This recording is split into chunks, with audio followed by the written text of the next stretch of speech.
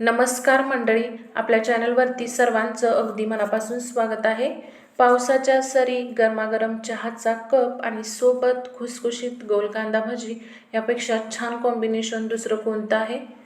आज आपण अगदी सोप्या पद्धतीने बाहेरसारखी कुरकुरीत आणि चविष्ट अशी गोल कांदा भजी बनवणार आहोत। चला तर मग लगेचच रेसिपीला सुरुवात करूया। त्याबरोबर लाईक, शेअर, सबस्क्राईब करायला अजिबात विसरू नका आणि आपलं चॅनल सबस्क्राईब केलं नसेल तर सबस्क्राईब करून बाजूची बेल घंटा नक्की क्लिक करा। तर भजी करण्यासाठी आपल्याला काय साहित्य लागणार आहे ते आपण पाहूयात। तर इथे मी 3 मध्यम साईजचे कांदे अगदी बारीक चिरून घेतलेले आहेत आणि सोबत 2 वाटी बेसन पीठ मी घेतलेलं आहे। बेसन पीठ मी या वाटीने मोजून घेतलेलं आहे। तर आपल्याला इथे 2 वाटी बेसन पीठ लागणार आहे। 1 चमचा तांदळाचं पीठ, 1 चमचा जिरे, 1 चमचा ओवा, 3 बारीक चिरलेल्या हिरव्या मिरच्या, पाव चमचा खायचा सोडा आणि मूठभर कोथिंबीर बारीक चिरून घेतलेली आहे। इथे मी एक बाउल घेतला आहे, त्यामध्ये आता आपण हा कांदा काढून घेऊयात। याआधी सुद्धा मी आपल्या चॅनलवरती कॉर्न चीज भजीची रेसिपी अपलोड केलेली आहे, ती तुम्ही बघू शकता। आता मी कोथिंबीर घातलेली आहे। कोथिंबीर तुम्ही तुमच्या आवडीनुसार कमी जास्त घेऊ शकता। हिरवी मिरची घालायची आहे। 1 चमचा ओवा घेतलेला आहे, तो मी हाताने चुरून घालणार आहे। त्यामुळे काय होतं तर ओव्याचा जो वास असतो तो खूप छान येतो भज्यांना।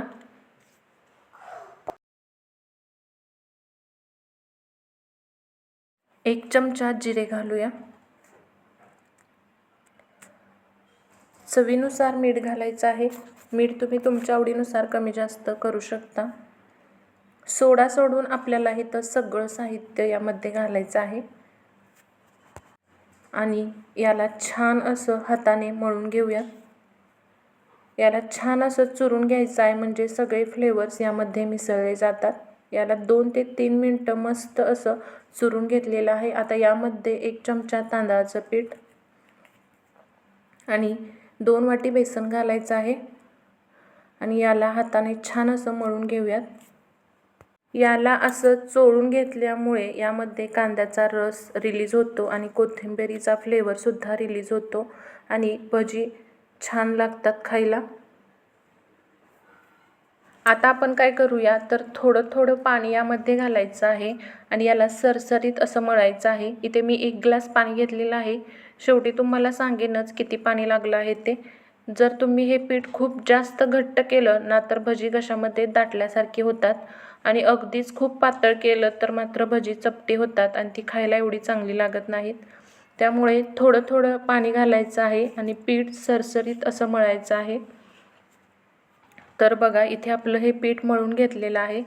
भज्याचं पीठ कसं असावं तर सरसरीत, की आपण तोडलं की पटकन खाली पडलं पाहिजे। हे बघा आणखी थोडंसं घट्ट वाटलं आहे, भजी दाटणार घशात, त्यामुळे आणखी थोडंसं पाणी घातलेलं आहे आणि याला छान असं 2 ते 3 मिनिटं फेटून घ्यायचं आहे।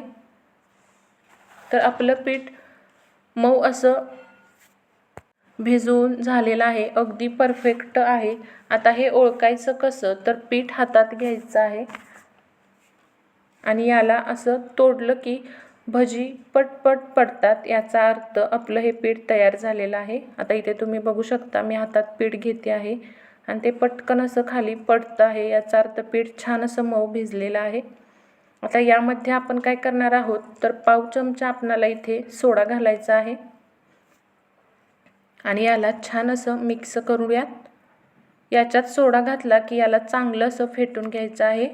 चांगलं फेटून घेतलं की भजी छान होतात आणि जितकं फेटाल तितकं भजी छान लागतात आणि मऊ होतात। तर याला चांगलं असं फेटून घेतलेलं आहे आणि इथं आपलं भज्याचं पीठ तयार झालेलं आहे। आता आपण भजी तळायला घेऊयात।